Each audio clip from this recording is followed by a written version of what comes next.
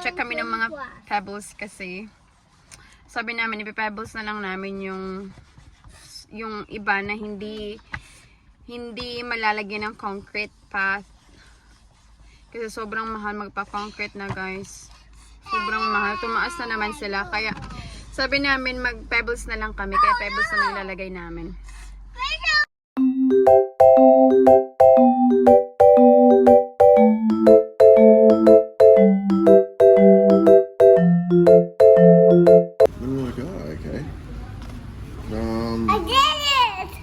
I'm gonna like it's yummy. Oh, look at the bacon. And yeah, and here's some sausage. And here's some more bacon, okay, little man. Smile.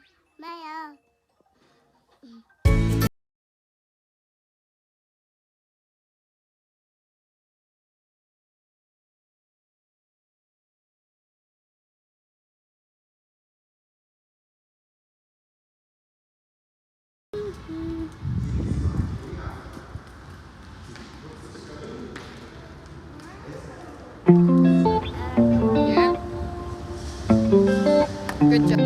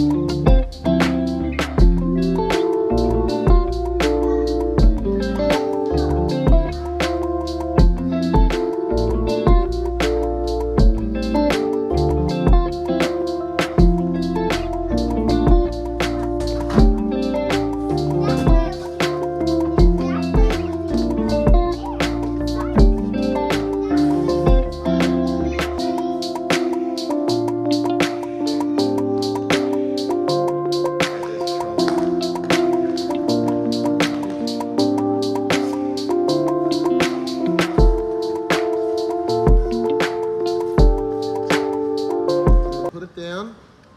Let's see, just like that. See? Pumunta kami ng IKEA, guys. Bumili kami ng mga gamit namin para sa kusina. Ngayon, mag-unbox na lang ako pag naka-move in na kami. Kasi ngayon, guys, hindi pa kami move in. Bali, baka siguro next week pa. Kasi last week na pre-inspection kami. Sobrang maraming mga minor damages na kailangan pa nilang sulitin ulit. Kasi last week pumunta kami doon, chinek namin lahat kung pulido ba yung paggagawa nila. Pero unfortunately, hindi pulido. Yung window sa front door, tsaka sa toilet sa likod, may mga scrape. So, siguro nakikita naman nila, guys, pero nilagay lang nila doon. Pero kasi nakita namin, sabi namin, ayusin nila. Tapos, so today, Monday today, ginagawa nila yung driveway. Sure. Can you see that?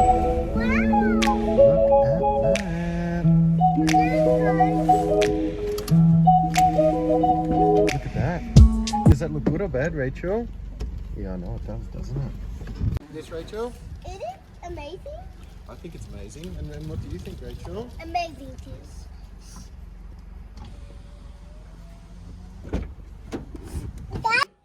So, matatapos yun sa Wednesday. Yung driveway matatapos daw sa Wednesday. Tapos, kanina pumunta din kami ng Metrocon para i-hand over yung paper at nagpirma na para sa occupancy certificate. So, hopefully by next week, maka-move in na kami, guys, para yung mga furnitures namin sa storage, malagay na namin doon. Tsaka, syempre, para makasettle na rin kami. Kasi andito kami ngayon, nagbabayad ng renta per week. Tapos, syempre, pagkain, guys, hindi kami pwedeng makaluto dito. Palagi na lang kami take away or manok ng manok para makatipid. So, ngayon, sobrang dami pa namin gagawin. Ngayon ako, ang buhay. Saka, doon ko na lang tawag nito. Doon ko binili yung mga gamit namin. Remember sa IKEA, sobrang dami doon. Sobrang affordable. Sa Max & Williams, sa Meijer. Tapos, sa Shein, guys, sobrang dami. Sobrang mura sa Shein. Tapos, so after namin mabili lahat ng mga gamit namin sa kusina, maliit na lang yung maliit na lang. Malaki pa yung poproblemahin namin kasi kailangan pa namin ng furnitures.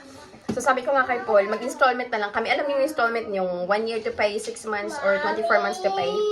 Kaso ayaw niya naman, guys, mag-installment. Kaya ito, nagkakarandara pa. Magtrabaho gabi-gabi. Master siya. Andito si Borjok. Hindi. Gusto ko sanang ilagay sila sa childcare kaso lang mahal na sa childcare. Kaya magtitiis ako magbantay nito araw-araw. Mommy.